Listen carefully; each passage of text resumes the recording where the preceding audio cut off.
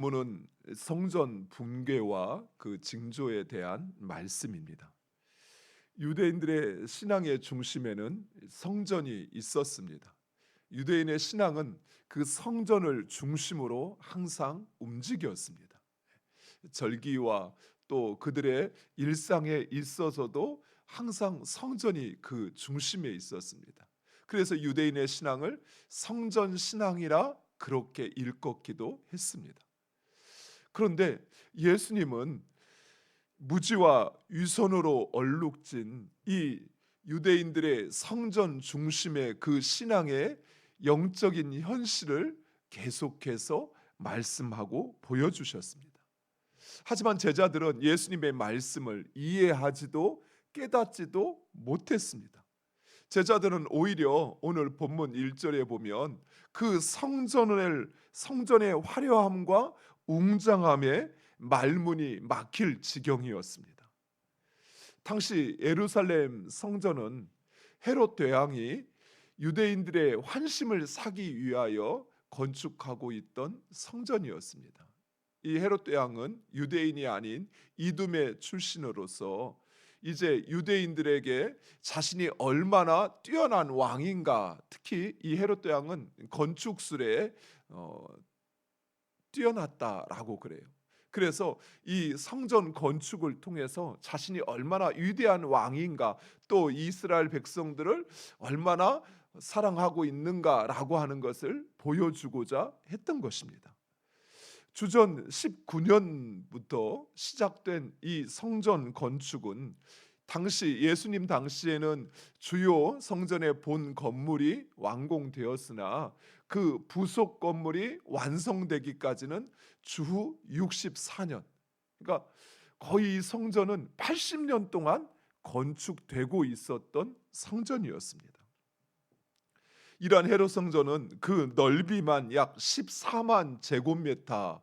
그래서 우리가 첫 번째 성전으로 기억하는 솔로몬 성전의 약 2배 이상 되는 성전이었다라고 이야기합니다.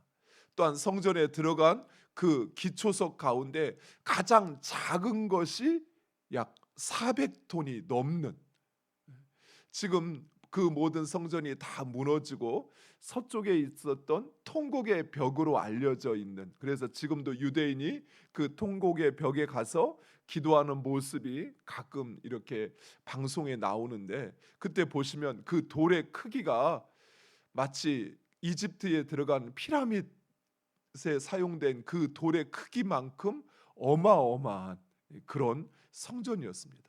뿐만 아니라 그 성전의 지붕과 그리고 그 벽들, 그리고 주요 부속 기구들이 금과 은으로 만들어져 있었다고 합니다. 그래서 먼 곳에서 이 예루살렘 성전을 보면 마치 산 위에 큰 봉우리가 아주 황금으로 빛나고 있는 그런 아주 화려하고 웅장한 성전이었던 것입니다. 이처럼 화려하고 웅장한 그 성전의 겉모습에 제자들은 그만 압도당했던 것입니다.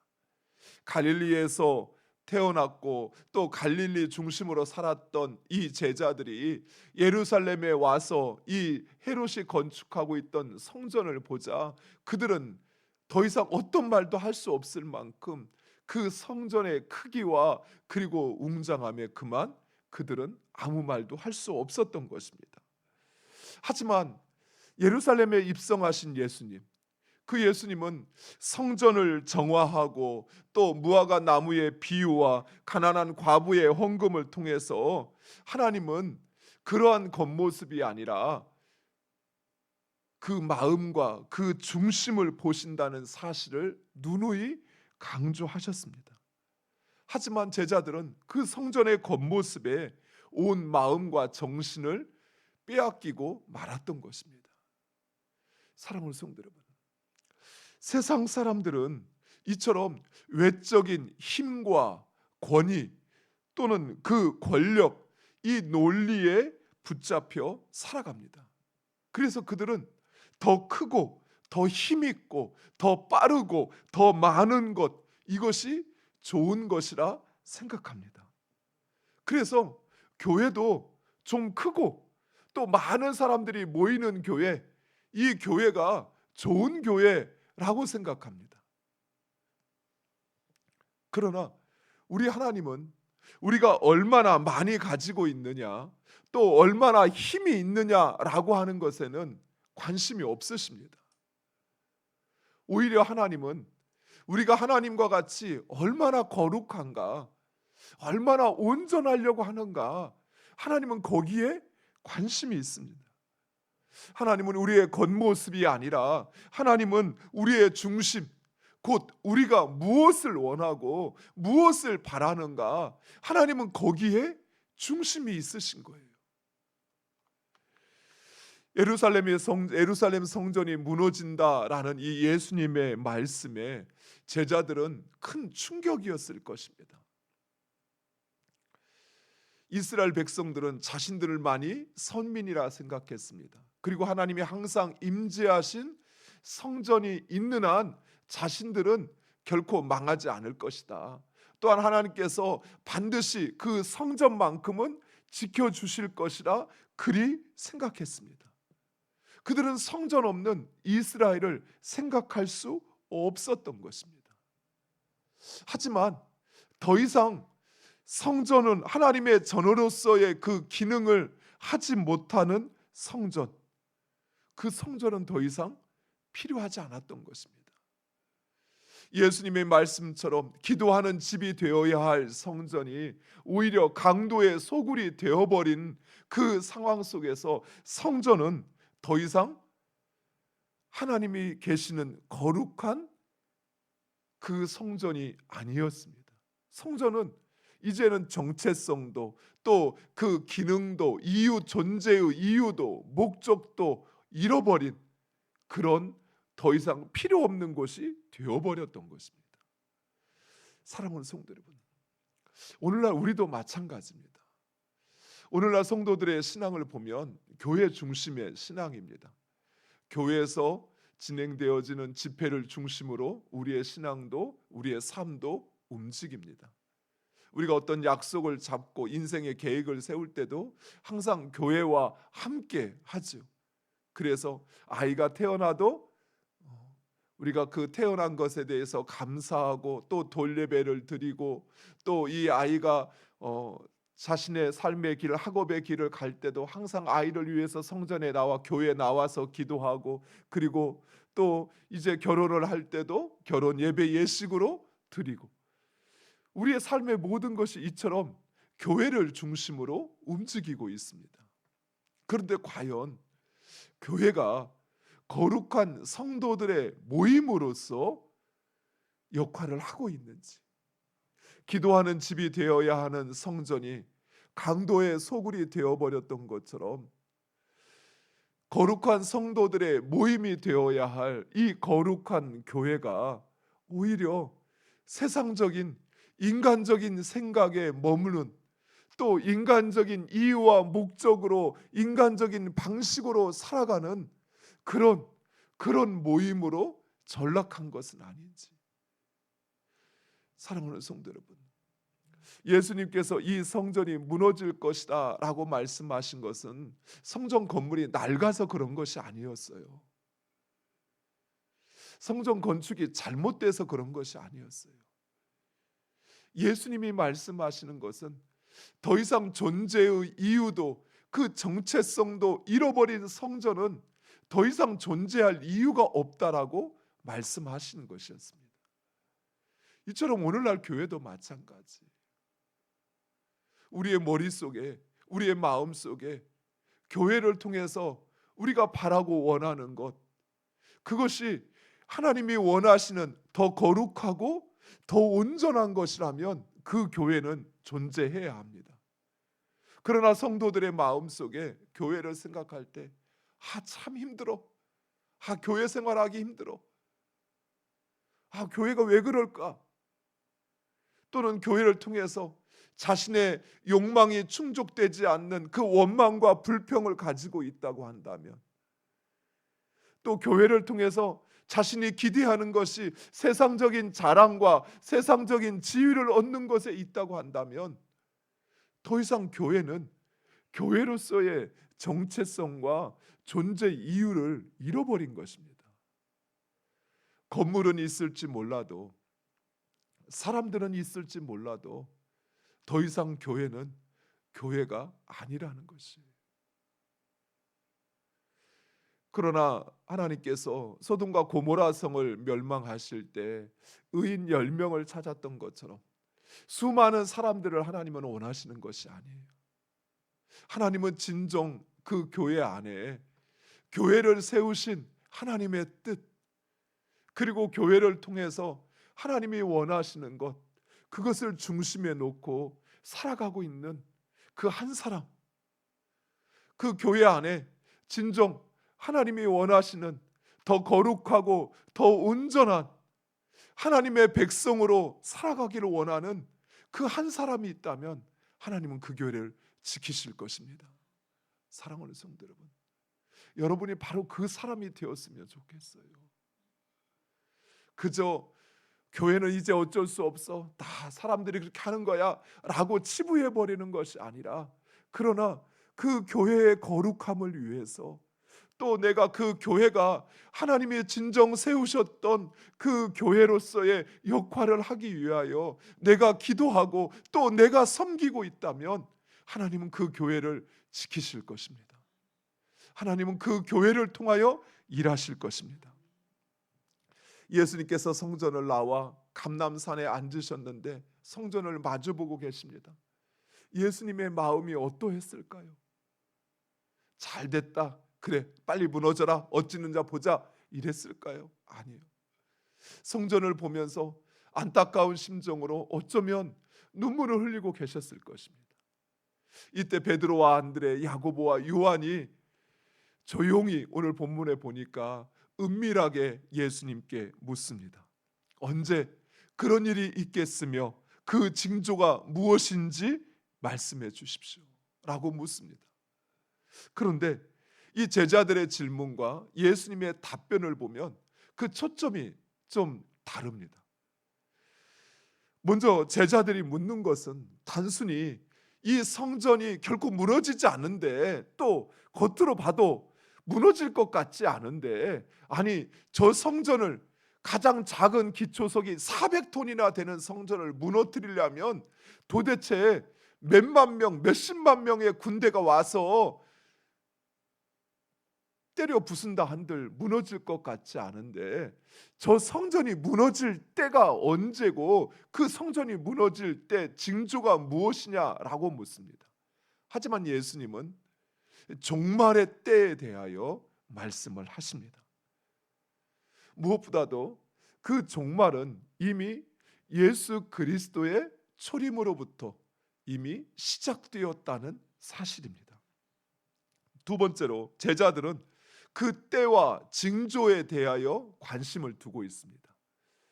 언제 또 어떤 징조가 일어날 것인지를 묻고 있는 것입니다. 하지만 예수님은 징조와 때보다는 오히려 그 때를 사는 제자들이 어떠해야 하는지를 말씀하고 있습니다. 구체적으로 예수님이 말씀하시는 그 종말의 때의 징조를 보면 먼저 미혹하는 자들이 나올 것이다 라고 말씀합니다. 자칭 메시아라 주장하는 자들이 나타나 너희를 미혹할 것이다 라고 말씀하십니다. 예수님 이후에 교회 안에는, 교회가 설립된 이후에는 끊임없이 안과 밖에 이처럼 미혹하는 자들이 교회에 들어옵니다. 밖에는 이단과 사이비들이 스스로 자신을 메시아라 주장하면서, 그러면서 성도들을 미혹합니다. 미혹한다는 것은 참 신앙에서 멀어지게 한다는 것입니다. 또한 교회 안에도 그렇습니다.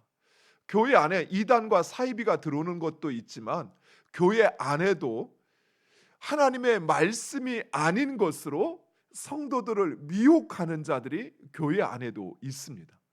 그래서 성도들을 참 진리로부터, 하나님으로부터 멀어지게 하는 것입니다.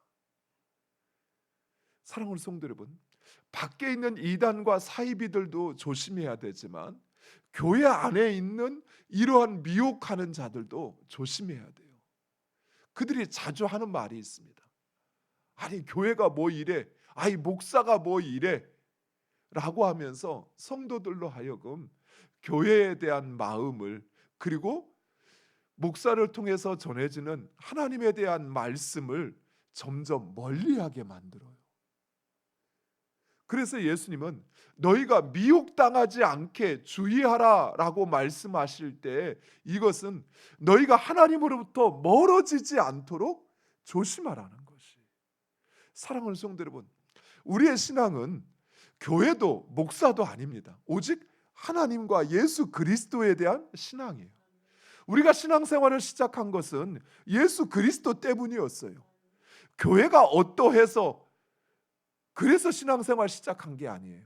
목사가 어떠해서 그래서 신앙생활 시작한 게 아니에요. 그런데 어느 순간부터 우리의 중심이 바뀌어져요. 예수 그리스도, 오직 하나님, 그분의 사랑과 그분의 은혜, 그분이 나를 어떻게 생각하시는지 이것 때문에 신앙생활을 시작했는데 우리 교회 이래서 나 참 신앙생활하기 힘들어. 우리 목사님 때문에 우리 신앙생활하기 참 힘들어. 물론 이 모든 문제를 제 생각에는 저 같은 목사가 만든 것 같아서 너무 하나님과 성도들 앞에 죄송해요. 정말 부끄러워요. 성도들의 신앙을 옳게 하나님께로, 그들의 신앙을 옳게 참 진리로 인도해야 되는데 그저 교회에 열심이게 또 목사만을 따르게 만든 목사들의 책임이에요. 그런데 사랑하는 성도 여러분, 이제 우리는 그 정도는 분별할 수 있어야 돼요. 내 마음이 지금 하나님 아닌 예수 그리스도 아닌 또 성경에 있는 그 진리가 아닌 다른 것을 향하고 있다고 한다면 우리는 빨리 돌이켜야 돼요. 깨닫고 그것이 아니라 나는 오직 예수 그리스도, 나는 오직 하나님, 나는 오직 그 진리를 따라 사는 자라는 사실을 여러분 분명히 기억하셔야 됩니다. 두 번째로, 전쟁과 자연재해가 일어날 것이다 라고 말씀하고 있습니다. 그러나 이것이 끝이 아니라 라고 또한 말씀하고 있습니다.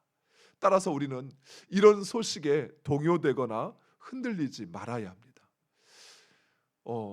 지금도 많은 자연재해와 전쟁의 소식이 있지만 예수님 당시에도 그랬고 그 이후에도 초대교회에도 그랬습니다. 그때도 수많은 지진과 그리고 전쟁들이 끊임없이 일어났습니다. 즉 예수님의 초림 이후에 이미 종말은 시작되었습니다. 그래서 우리는 이런 자연재해나 또는 이런 전쟁의 소식들을 듣다 보면 이제 정말 종말이 오려나 봐 하면서 괜한 마음의 동요가 일어나는데, 우리는 그런 자연재해나 또 그런 세상의 소식들에 동요가 일어날 자들이 아니라 오직 영원한 하나님의 나라를 소망하며 살아야 한다라는 것입니다. 우리 개인의 또는 우리 가족과 내 형제의 죽음에 대해서도 마찬가지입니다. 우리의 죽음, 우리 개인의 죽음은 하나님의 나라에 들어가는 관문을 통과하는 것이죠. 또한 우리의 죽음은 하나님과의 온전한 관계, 하나님과의 진정한 만남이 이루어지는 것이지요. 그래서 성도의 죽음은 단지 슬픔과 두려움의 시간이 아닌 오히려 감사와 소망의 시간이 되어야 되죠. 나 같은 존재도 하나님의 나라의 받아주심에, 하나님의 나라의 백성으로 이제 살아갈 수 있도록 나를 초청하심에 감사해야 하고, 그리고 이제 하나님과의 온전한 만남, 이전에는 마치 안개가 낀 것처럼 명확하지 않고 또 그것을 제대로 알 수 없었는데 이제는 하나님을 내가 눈으로 보고 또 그 하나님과 함께 할 수 있음에 우리는 감사하고 더 소망해야 되는 것이죠. 제가 이 말씀을 준비하면서 아직도 여전히 해결받지 못한다라고 생각했던 어머니의 죽음의 의미를 좀 더 찾아갈 수 있게 되었던 것 같아요. 왜 하필 그렇게 빨리 데려가셔야 했는지, 왜 이때였는지 라고 하는 것에 저도 답이 없었어요. 목사인 저도 왜 이렇게 급하셨는지. 그런데 말씀을 준비하면서 맞아, 내가 왜 다시, 그저 어머니가 천국에 갔다라고 하는 것은 알지만 바로 그 죽음의 사건이 천국에 입성하는 그 관문을 통과하는 것이요, 이제 진정 나도 답답해하는, 온전히 하나님의 뜻을 알지 못하고 하나님을 보지 못해 내 안에 그렇게 흐릿흐릿한 그것이 이제는 명확해지는, 그 하나님을 내가 어머니가 대면하고 그 하나님과의 온전한 만남을 갖는 것이라는 사실, 그래서 오히려 미루어야 하고 보류시켜야 되는 것이 아니라 오히려 감사하고 그리고 소망해야 된다라는 것, 그것을 또 한번 깨닫게 되는 것 같습니다. 마지막으로 복음이 천하 만국에 전파되며 성도들이 고난을 당하게 될 것이라 말씀하고 있습니다. 예수 그리스도로부터 시작된 이 복음은 천하 만국에 전파될 것입니다. 하나님께서 시작하신 일을 반드시 이룬 것처럼 이 복음은 모든 민족에게 전해질 것입니다. 사랑하는 성도 여러분, 우리가 그 도구로 사용됨에 감사하시기 바랍니다. 우리가 하나님의 뜻, 하나님의 나라를 이루어가며 그저 방관자처럼 구경만 하는 것이 아니라 우리가 그 뜻을 이루어가며 함께 참여하고 헌신할 수 있음에 감사하는 여러분 되시기를 축원드립니다. 또한 우리가 그 사명을 감당하는데 고난을 당할 것입니다. 그러나 오늘 본문에 주님이 우리에게 약속하는 것이 있습니다. 두 가지. 첫 번째는 성령이 함께 하신다는 것입니다. 우리가 고난을 당하는 그 현장 가운데 하나님은 우리와 성령으로 함께 하십니다. 또한 마지막까지 끝까지 견디는 자는 구원을 얻을 것이라 약속하셨습니다. 사랑하는 성도 여러분, 우리가 예수 그리스도의 십자가를 지고 가는 것, 그것은 참 힘든 길일 수 있습니다. 외로운 길일 수 있습니다. 꼭 이렇게까지 해야 하는가 의문을 품을 수 있습니다. 그러나 성령이 함께 하심을 믿으시기 바랍니다. 그리고 끝까지 견디는 자, 그는 구원을 받을 것입니다. 기도하겠습니다. 아버지 하나님,